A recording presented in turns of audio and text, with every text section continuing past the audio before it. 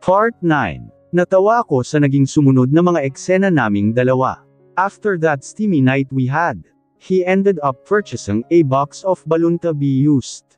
Wala rin kaming ibang ginawa kundi halikan at harutan sa sarili. It's like we treasure the most delicate part in our life together. Dave is indeed dominant, possessive but with a good heart. Ngayon na mas nakilala ko siya ay mas lalo ko lang siyang minahal. Marami akong insecurity sa sarili, at kasama na roon ang antas namin sa buhay. Hindi lang siya mayaman kundi sobra pa. Ayaw kong isipin ng iba na ito ang habol ko sa kanya. Kaya gusto ko na may marating ako sa sarili ko. Are you okay? Halik niya sa kamay ko. Nasa loob na kami ng eroplano pabalik ng Pilipinas. Magkatabi ng upuan sa business class at magkahawak kamay. Ang buong akala ko ay nanunood siya ng palabas sa maliit na screen sa harap. Iyon pala nagbabasa lang din ng balita at magazine. Samantalang ako nanunood nga ng Tagalog movies, pero lutang naman ang isip. Oo, tango ko. Your eyes are darted on the screen, but your mind is obviously somewhere, titig niya sa akin. Ngumiti akong tinitigan siya ng buo. How come this man knows my emotions and feelings so well? Baliw din siguro tong si Dave. Manghuhula ka na bahagyang tawa ko. I can see it, sabay halik niya ulit sa kamay ko. Don't mind the gossips, the news and everything, darling.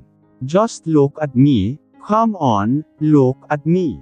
I stare at him. His deep light brown eyes is telling me a great love of security. Alam ko naman na mahal niya ako at nararamdaman ko ito ng sobra. Napako lang din ang mga mata ko sa kamay ngayon na hawak-hawak niya. Ang kinang ng engagement ring na suot ko ay nagpapatunay na akin siya at sa kanya ako. Treat me the same way in the office, okay? Ayaw ko ng special treatment. I'll see. I'll give you a decent punishment if you can't do your job properly, pilyong ngiti niya. Ewan ko sa'yo. Sabay bawi ng kamay ko. Natawa lang din siya. Umikot lang din ang kamay nito sa tagiliran ko at kiniliti ako. Umalma na ako. Alam niya talaga ang kahinaan ko. Nakakainis lang din. Mabuti na lang at nasa business class kami, dahil walang nakakakita sa harutan namin. Ang personal driver niya ang sumando sa amin sa airport. Inutusan niya ito sa address ko muna, pero di rin kami natulog dahil sa di kalayuan pa lang ay may iilan ng medya na nakaabang dito. In the end, I ended up in his condo. Wala na akong nagawa. Magrereklamo pa sana ako, para saan pa? Wala na rin akong choice. Malaki ang condo unit niya at malinis ito. Nilagay niya lang ang malito ko sa kwarto bago ako binigyan ng inumin. Mariin ko lang din tiningnan ang laman ng loob ng refrigerator niya. In fairness, lalaki nga naman puro healthy foods and energy healthy drink ang laman. May pinabili na ako, baka mamaya nandito na yun. Tumango na ako at mas inikat ko lang ang tingin sa buong paligid ng kondo niya. May balkonahe din ito kaya lumabas na ako. Nakasunod lang din siya sa likod ko. Tanaw ko pa ang baba. Nasa mataas kasi nagusali ng syudad ang kondo niya. I have countryside home. Pwede tayo doon tumira kung ayaw mo dito, sabay yakap niya sa likod ko. Tumango na ako, puro natango ang nangyayari sa akin ngayon. Hindi lang kasi ako makapaniwala sa lahat ng I remember, I have to do the training from Pond Fashion for the Asia's fashion show. Hindi ko pa kasi sinabi sa kanya. Sasabihin ko rin, pero hindi na muna ngayon. Maya't maya'y tumunog na ang doorbell at ang taong inutusan lang niya ng grocery ito. Medyo matanda na siya at panay pa ang tingin niya sa akin. Nay, this is Bea. Pagpapakilala niya sa akin. Nagbigay galang na ako sa kanya. Sa tingin ko nasa edad 50 na siya halos. At halata na parang ina na ang turong sa kanya ni Dave. Marunong ka ba magluto, Bea? Ngiti niya. Opo, ngiti ko. Tinulungan ko na siya sa lahat ng pinamili niya at hinugasan ko lang din ang karne. Mabuti naman. Masaya na ako na nakahanap si Dave ng matinong babae, sabay tawa niya. Nay naman, reklamo ni Dave, na ngayon ay kalalabas lang sa banyo. Katatapos din niyang naligo. Anak na ang turing ko sa batang iyan. Silang dalawa ni Liam. Sana alagaan mo ang anak ko, Bea. Tumango at ngumiti na ako. Mukha lang strikto na kagaya ng ama niya, pero mabait na bata si Dave, iha. Ano po ba ang paborito niyang ulam? Nakangiti kong tanong sa kanya, iniayos na niya ang lahat ng pinamili. Adobo at pansit, kindat niya. Okay, that's way easy. I can cook that. Ako po magluluto, ngiti ko. Wala naman talagang katulong si Dave dito. Si Nanay Lucia ang katulong nila sa bahay at kinalakihan na nila. She always comes here to clean and do the errands in the kitchen. Siya na mismo ang nag-ayos ng mesa at nilapag ko na rin ang mga nailuto ko. Dave was talking to someone on the phone, and at the same time he's on his laptop too. Alam kong trabaho na ang inatupag niya sa nga sandaling ito. Kaya hinayaan ko na siya at mas tinulungan na lang din si Nanay Lucia sa kusina. At nang handa na ang mesa ay lumapit na ako sa kanya. Let's eat. Sabay haplos ko sa balikat niya. Busy pa ang mga mata niya sa laptop. Hindi ko nga naintindihan ito dahil purong numero ang kaharap nito. Ngumiti na siya at tumayo. Yamakap lang din sa tagiliran ko. Iba ang timpla mo ngayon, Nay. Mas gusto ko, si Dave. Katabi niya ako at nasa harap naman namin si Nanay. Uuwi na sana siya at babalik ng mansion nila ni Dave, sa bahay ng ama niya. Pero pinigilan siya ni Dave kaya nagsabay na kaming lahat kumain. Si Bea nagluto, anak. Hindi ako, ngiti ni Nanay kay Dave. Nahinto agad siya ng subo at napako ang tingin sa akin. Really? Guess what? Sa seryosong tingin niya sa akin at kay Nanay na din. We're getting married, Nay. Hinihintay ko na lang napakasalan ako ni Bea. Mas lumawak ang ngiti ni Nanay. Panay naman ang subo ni Dave. Ang buong akala ko ang arte niya. Adobo lang naman pala ang katapat. Napailing na ako sa sarili. Mabuti naman, anak. Si Liam may 2 anak na. Ikaw na lang din ang hinihintay ko na mabigyan ako ng apo na galing sa inyong 2. Napangiti na lang din ako habang kumakain, at natahimik sa sarili. Ang tawag agad ni ate ang gumising sa akin. Hindi ko alam kung anong oras na. Pero sikat na ang araw sa labas. Wala na rin si Dave sa tabi ko. Ang aga niya ata. Hello, ate. Sorry na paaga ang tawag ko. Narinig ko lang kasi ang balita sa iba. What's happening there? Wala naman, ate. Okay lang naman ang lahat. Anong okay? Tinawagan ako ni Jazz kahapon. You're with Dave in Japan. Trabaho ba yan? Nenas lang ako nang marinig ang pangalan ni Jazz. At talagang tinawagan pa talaga niya sa ate. Ang manloloko. Ate wala na kami ni Jazz matagal na, noong umalis ka pa. I saw him with someone. He's a cheater. At ba't pa siya tumawag sa'yo? Ang kapal din naman ng mukha niya. Hindi ko na napigilan ang sarili ko at lumakas na ang boses ko. Ang aga-aga at ganito na agad ang bungad sa akin. Nakakainis talaga. Sobra. Did he? Mabuti naman at natauhan ka. I don't know why did he call me. Sinabihan ko na hindi ako makikialam sa inyong 2. I've heard a different story from Bobita. What's happening there, beauty? And where are you? Pinaikit ko na ang mga mata ko. Magsasalita na sana ako nang humarap si Dave at nilahad ang kamay. Hindi ko siya napansin. Narinig niya ata ang pinag-uusapan namin ni ate. Let me talk to her, please. Dave. Tumango siya at maingat lang na kinuha ito sa kamay ko. Pinindot lang din niya ang loudspeaker nito. Leah, it's me Dave Montenegro. Sir, Dave good morning po, sir. Look, I know it's too sudden and I admit it, it's my fault. Bea is with me and don't worry. I'll talk you and your parents in person when you get back. Okay, sir. Just take care of beauty. I will. It's on loudspeaker. She can hear you too. Hindat ni Dave sa akin. Agad lang na humawak ang kamay niya sa tagiliran ko. Okay, sir. Hoy Bea, huwag kang tatanga-tanga ha. Malapit na kaming umuwi. Mag-ingat ka. Napangiwi ako sa boses ni ate, ibang klase din, di na nahiya sa boss niya. Alam niya naman na nasa tabi ko lang si Dave, ang bibig talaga. Pinatay na din ni Dave ang tawag. Tapos na kaming nag-usap. Pasimple na lang din akong pumunta ng banyo at naghilamo sa sarili. Ginulo ko pa ang buhok ko sa inis. Nasira lang tuloy ang umaga ko, dahil narinig ko na naman ang pangalan ng walang hiyang Jazz na yon. At tumawag pa talaga kay ate.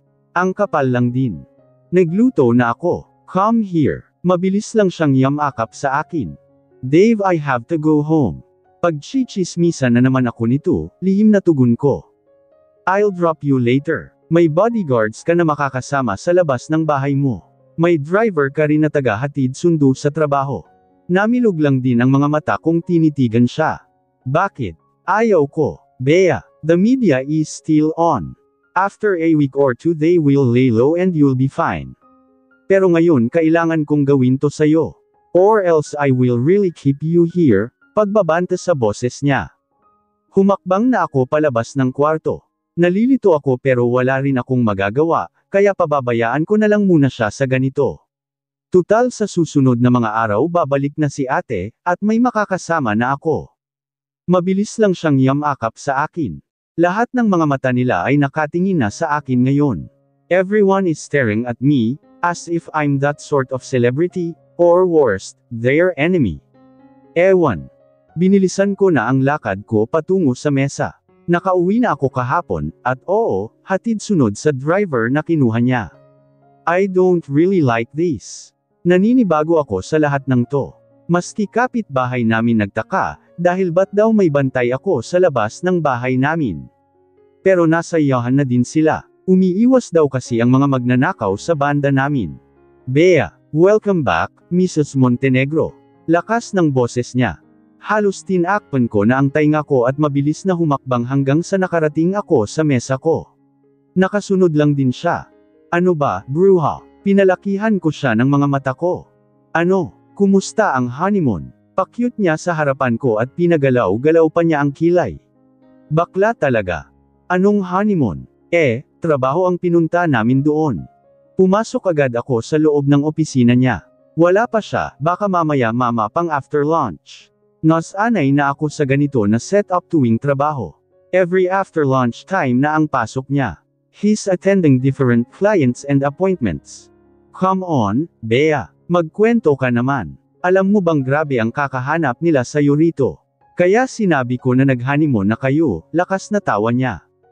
Aha, ikaw pala ang dahilan kaya si ate parang baliw na ang sermon sa akin. Biro lang iyon at alam ng ate mo ang totoo. Sinabi ko na rin sa kanya. Maghahalikan ba kayo ni Sir Dave in public kung hindi kayo? Oo, kami na. Kaya tumahimik ka na. Ayaw ko ng chismis. Sabay talikod ko. Tumuli na agad siya at parang pato na nakasunod sa likod ko. Pakembot-kembot pat natawa lang din ako sa kanya. Umupo na ako sa mesa at nag-umpisa na sa trabaho. Gusto ko kasing matapos to, para maaga akong makauwi. Dahil may gagawin pa akong bagong proyekto. Sinabi mo na ba kay Sir Dave ang tungkol sa Asia's fashion? Huminga na ako ng malalim at hindi na siya tinitigan. Hindi pa. Hindi naman kasi importante masyado. At isa pa, isang linggo lang naman ako sa Hong Kong, next week ko na sasabihin, ngiti ko. Next week pa. Simula na ng practice mo next week sa Pon Fashion tumaas agad ang kilay niya. Okay lang. Darating na din si ate. Ako nang bahala. Baka naman magalit ang dragon at kami pa ang mapag-initan dito. Ang ganda pa naman ng mood niya nitong mga nakaraang araw dahil sa'yo. Tumayo na siya at inayos na ang damit. Hindi na magagalit iyon, ngiti ko. Nang sinimulan ko na ang pindot sa keyboard ay napatili lang din ang bakla. Nabigla pa tuloy ako sa kanya. Kaya nanlaki din ang mga mata ko. The heck? Ano ba? What's wrong? Kunot noo ko. Oh my goodness, Bea. You're engaged. Pumilantik ang dalawang kamay niya sa ere, na halos matamba na ino. Ngumiwi na ako sa reaksyon niya. Ang lang din Nahinto pa tuloy ang ilang empleyado sa hallway na naglakad. Tumingin lang sila, nahinto at nakatingin kay Bobita. Pero nagpatuloy na din ng lakad ang lahat. Ang mo, ngayon ka lang ba nakakita ng engagement ring? Sabay pikita ko sa kanya. Shit, ang ganda. Hinawakan na niya ang kamay ko at mariin na tinitigan ito. This is insane. OMG. I'm gonna cry. Wait, I'm gonna call your sister now. This is a headline. Tumalikod na agad siya at parang pato na hindi mapakali sa sarili. Suck. I was about to tell it to my sister tonight. But guess what? Si Bobite ka nga naman. Ano pa bang kaibahan niya sa ate ko? Mag-best friend nga naman sila. Tinapos ko na ang trabaho at pasado 11:00 na ng tanghali.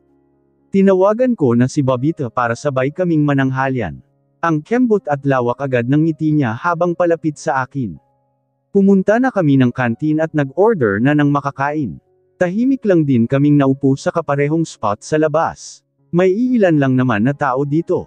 Your sister is very okay with it. Tutal may proposal na daw si Sir Dave, pwede ka nang tumira sa bahay niya. Pauupahan na raw niya ang bahay niyo, sa lakas na tawa niya. Sinapak ko na ang kabilang pisngi niya. Mahina lang naman to, mas tumawa na lang din siya ng tudo. Tigilan mo ako ha, natahimik na siya at kumain na kaming dalawa. Hanggang sa natapos na ako at tumayo na. Nagpaalam muna ako saglit paruin gong banyo. Hindi pa kasi tapos, kaya imbes sa loob opisina ni Dave, ay dito na lang din ako sa kantin. May public toilet naman dito. Tahimik ang loob. Ang sa likuran na bahagi kasi ang ginamit ko. Mas malinis kasi dito at wala masyadong tao. Hanggang sa may napansin akong lumabas at naghugas lang din ng kamay katabi ko. Lumingon ako sa kanya, si Jonah. Napako lang din ang mga mata niya sa akin. Mugto pa ito. Halata ang grabing iyak niya. Are you okay? Kahit papaano ay nag-alala rin ako sa kanya. Sabihin man natin na maarte ang bruhang to. Parang kailangan niya naman ng kaibigan ngayon. No, tinatanong pa ba yan, Bea? Taas kilay niya. Ha, great. Sana nga pala hindi na ako nagtanong. Ano pang silbi? Pinatay ko na ang tubig at pinatuyo ang mga kamay ko gamit ang tisyo sa gilid. Napatingin lang din siya sa kamay ko ngayon, at bahagya pang natawa. Ang now you're engaged to the owner of Pond Corporation. Ang galing mo rin. Ang landi.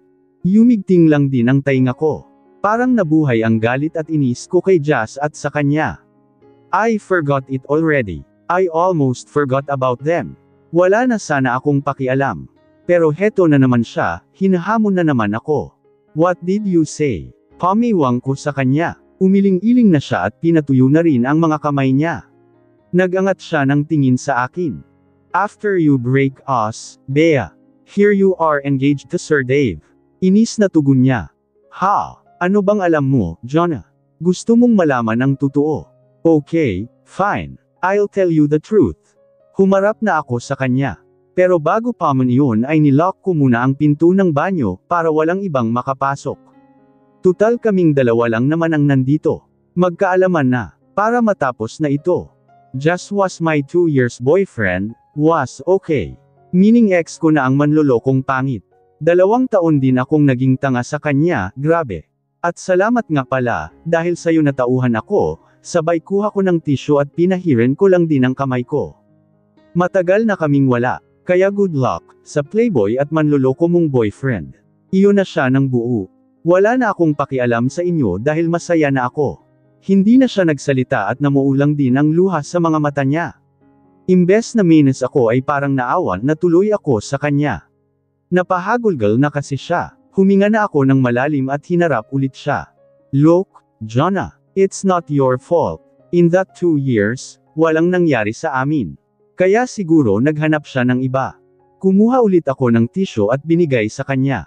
Tinanggap naman niya ito at pinahiran lang din ang luha niya. Don't waste your tears to someone that is not worth it. Ang ganda mo kaya, ismad ko. Mas umiyak na siya. Ang akala ko pa naman matapang siya at magiging duguan, ang araw ko ngayon dito sa banyo. Hindi naman pala. Iyak lang ang kaya ng isang Jonah Silva na awa na tuloy ako. Sabi niya kasi nagkabalikan na raw kayo, pahid sa luha niya. Did he? Shit naman loloko talaga. Pesty. Nagmura na ako. Hindi ko na napigilan ang bibig ko. Jonah, makinig ka. Matagal na kaming wala at matagal nang namatay ang puso ko sa kanya. And yes, I'm happily engaged to Dave Montenegro. Magkasama ba kayo noong mga nakaraang araw? Sabay hikbi niya. Ano? No way. I was in Japan with Dave. I have my passport to prove and you can ask Dave if you like. My God. Sana nga pala pinapatay ko na. Pagpatuloy ko. Napatingin agad siya sa akin na natatawa. I'm sorry. Mahinang tugon niya. It's okay. Ano ka ba? I'm sorry too. I hugged her. After all, we are a woman who have the same weaknesses too. Masarap magmahal, pero masakit din masaktan at naramdaman ko na rin iyan. Ngumiti na ako sa kanya at ganoon din siya. Bumalik na kami ni Bobita. Nagtaka pa tuloy ang bakla kung bakit natagalan ako. May drama pa kasing nangyayari, kaya naging ganito. Nang makabalik ako sa mesa ang bango agad ng bulaklak ang sumalubong sa akin. May bulaklak na kasi ngayon sa mesa ko, at may maliit na mensahe ito. Bea darling, I love you Dave. Napangiti akong binasa ito. Haharap na sana ako papunta sa kanya nang may yamakap lang sa likod ko. Ang amoy niya agad ang napansin ko. Kilala ko na kasi ang pabango niya. Dave, don't do this here, harap ko sa kanya. Why? Am I not allowed to? Sabay halik niya sa balikat ko. Nanghina lang din ang tuhod ko at tumingin pa ako sa paligid. Mabuti na lang at walang tao. I said to treat me like your employee here, titig ko sa kanya. Ngumiti na siya at napatiimbagang na. Kumunat na ang noo niya at gumuhit lang din ang ngiti sa labi. Let me kiss you first, then I will start my bossy mood on you, yung tugon niya. Siniko ko na siya, nakakainis lang din. Wala rin akong nagawa kaya mabilisan na humulik na ako sa kanya. Ayan tapos na, may trabaho pa ako, talikod ko. Tumikim lang siya at may inabot sa likod ko. Humarap akong muli sa kanya. Kumunat lang din ang noo kong tinitigan siya. Do it again, Bea.